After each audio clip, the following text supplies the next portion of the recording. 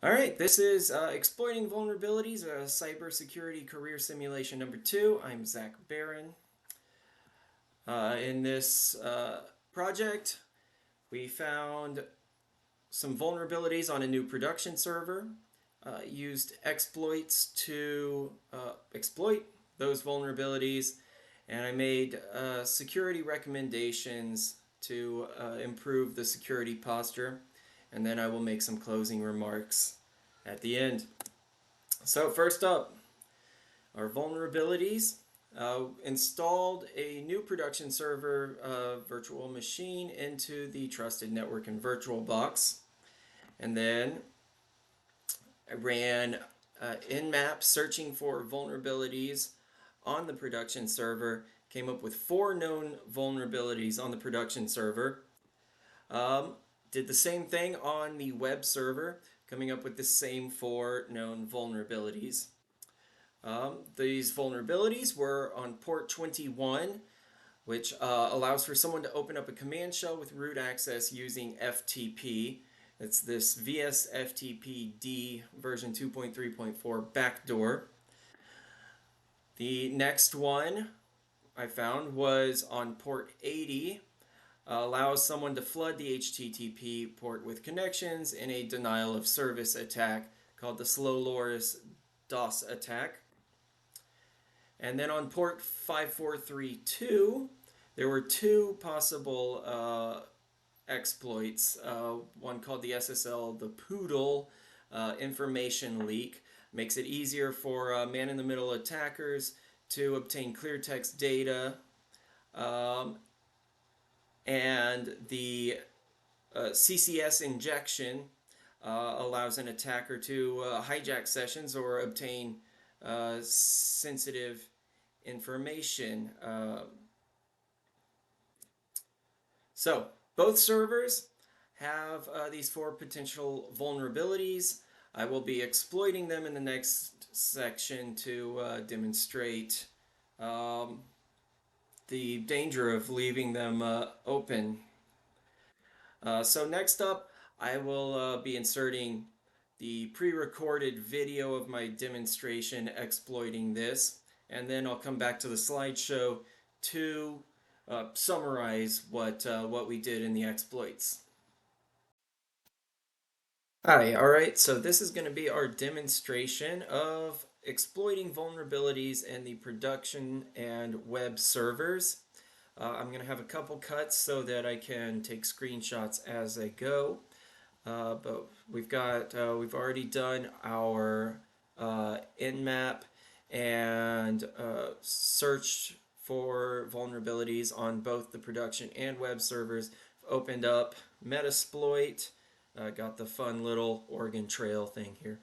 Our first vulnerability was the FTP backdoor vs FTPD. So in Metasploit, we're just going to search vs FTPD,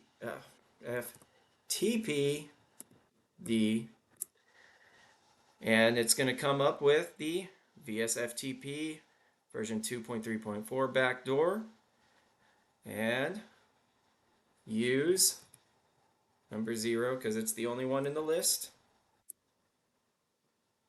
I'll open this up, and then we're going to type options to see options for exploiting. All right, so we've got our options here. I've expanded the window to make it a little easier to read. Our target port is TCP21, the FTP port, and our target host is not been set, so we type in set, oops, come on, set our hosts to the IP address of the production server, to the production server, which was 192.168.0.18. 192.168.0.18. All right. Just check to make sure it's right. Yep. Target host, production server, target port, TCP21. We're going to Run. All right, so found shell, backdoor service,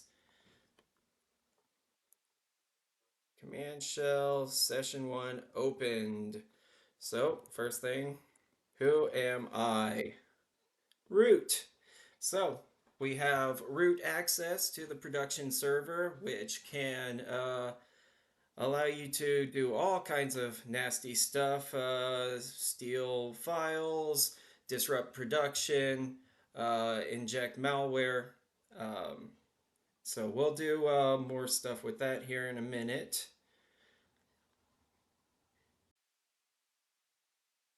All right, so our next vulnerability was this slow loris denial of service attack. Um, so we're going to exit out of our command shell. We'll come back to that one later. Go back to our main menu of Metasploit and search for slow loris. And there we have slow loris denial of service attack. So we're going to use 0 and check our options.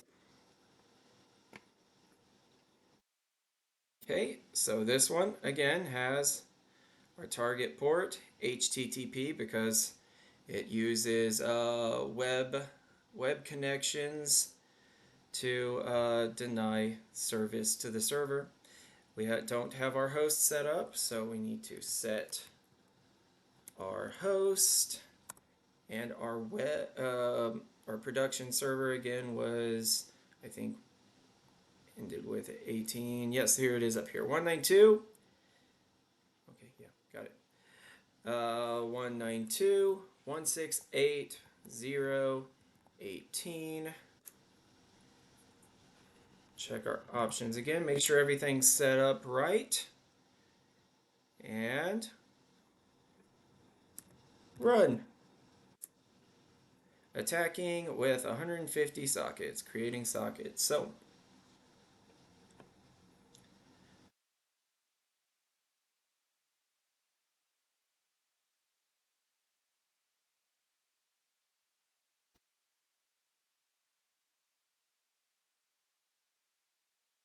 sending keep alive headers.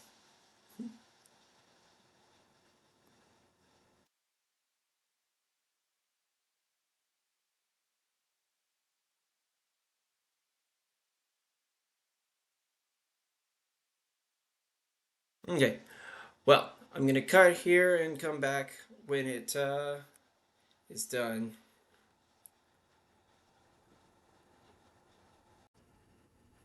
All right, so I've had this DOS attack going.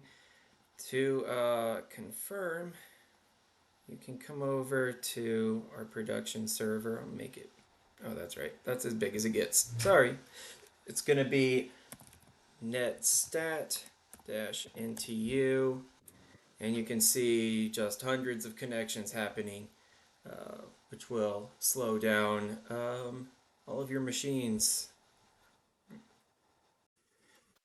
All right, so next up is our web server, which we're going to do the SSL Poodle information link. So we're going to search for Poodle. There it is, SSL HTTP detection. So we're going to use 0, check our options, and we need to set the target host. So set our hosts to our web server, which was 10.200.0.12. 10.200.0.12. And finally, run. So, scanned one of one hosts complete. Um, there's not a current connection right now because these machines aren't actually connected to the internet, but this would be able to theoretically view clear text data from an SSL session between the web server and another. Um, okay, one more vulnerability to check. All right, the final vulnerability we have for our web server is the SSL CCS injection, which is another man-in-the-middle attack. So we're going to search CCS injection. Use the one that comes up. Check our options. And change our host to the web server. Set our hosts to 10.200.0.12 and run it. It will scan the host and complete, as there's no communication happening on that port right now. There's nothing to see, but this is another man-in-the-middle method of obtaining information during a communication over OpenSSL. I wasn't able to find another way to gain root access.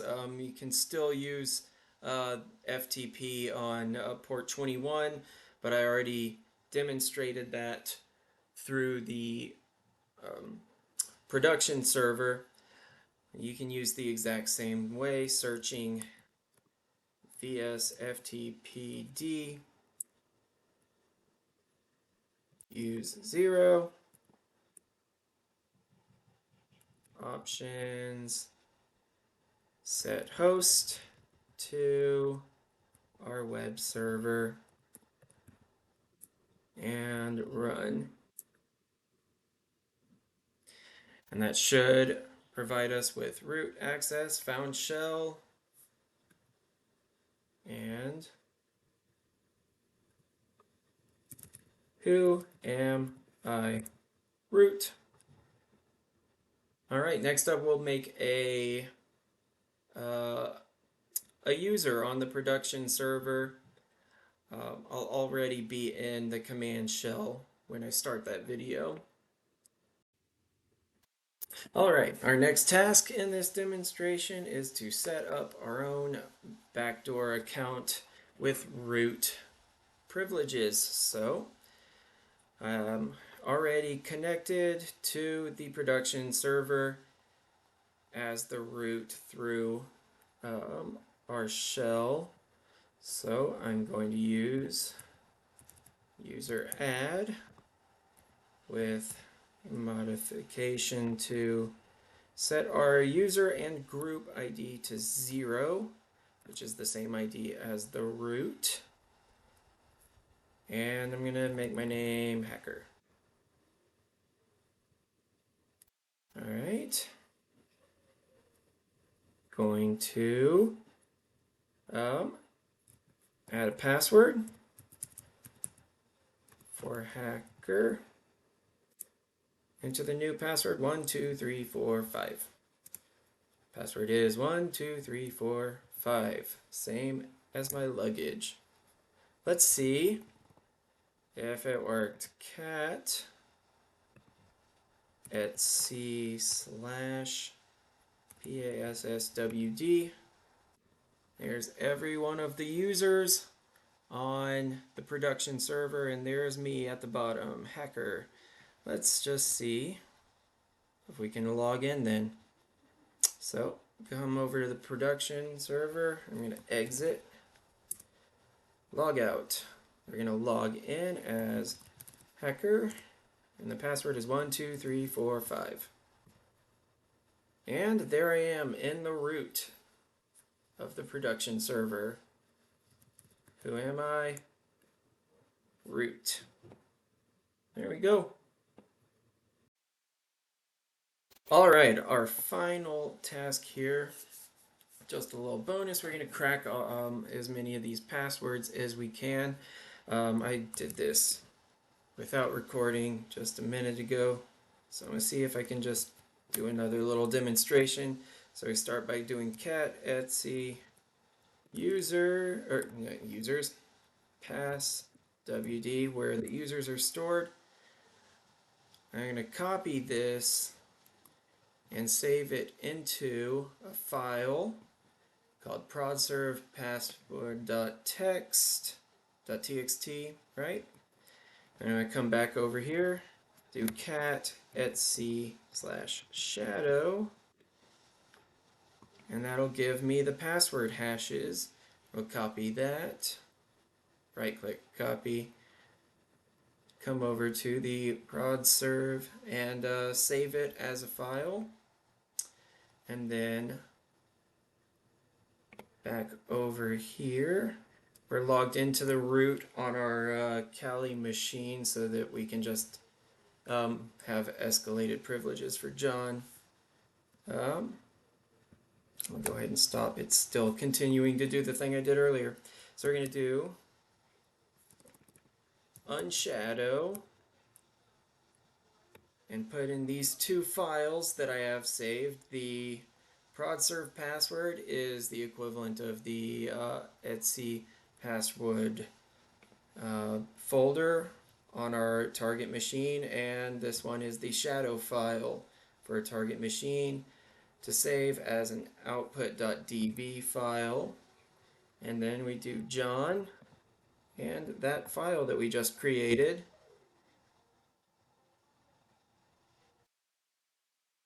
And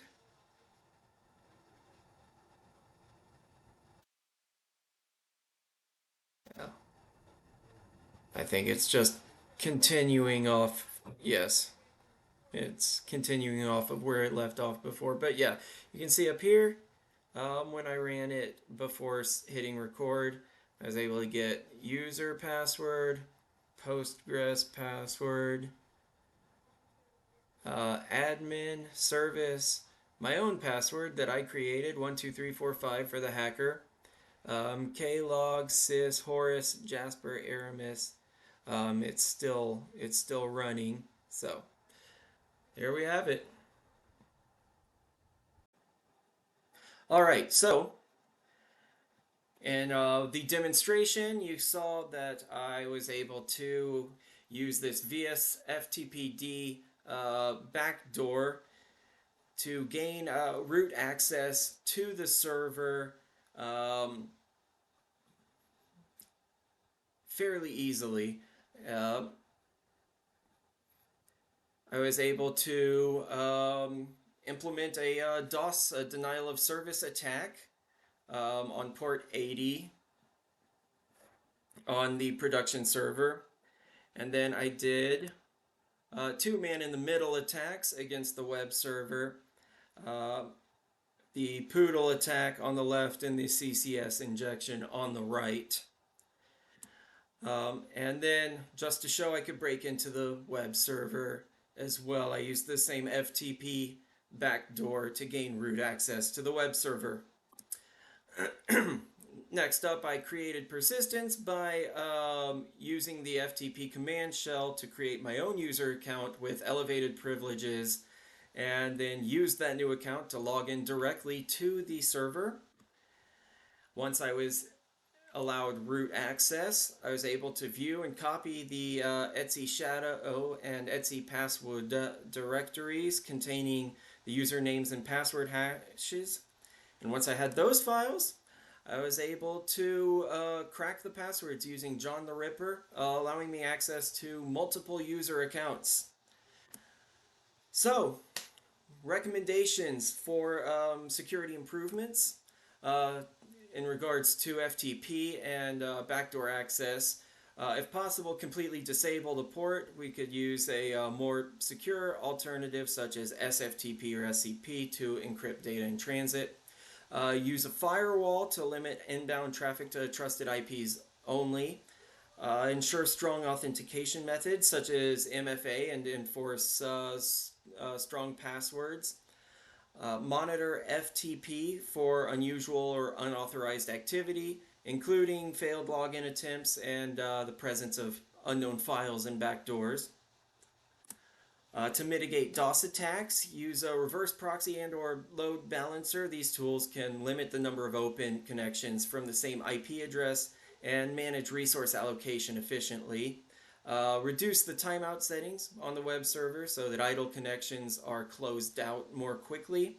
Implement rate limiting on the web server to limit the number of requests from a single IP address over a short period, reducing the likelihood of successful attacks.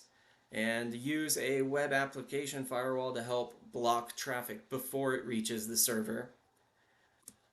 In regards to port 5432 and the man-in-the-middle attacks, use a firewall to restrict access to the port, allowing only trusted IP addresses. Enable SSL encryption for all connections to ensure that sensitive data is transmitted securely. Ensure servers only accepting strong modern encryption algorithms, reject the weak SSL ciphers, and make sure that everyone uses valid SSL certificates signed by a trusted certificate authority and enable certificate validation to protect against man-in-the-middle attacks. Just some general recommendations. Disable unused services and ports to minimize the attack surface. Use IDS and IPS systems to monitor for and block suspicious activities and threats in real time. Ensure that detailed logs are kept for access, configuration changes, and failed login attempts. Regularly review these logs for suspicious activity, and of course, keep secure offsite backups that are encrypted so that in case of a breach, data recovery is possible without having to pay a ransom.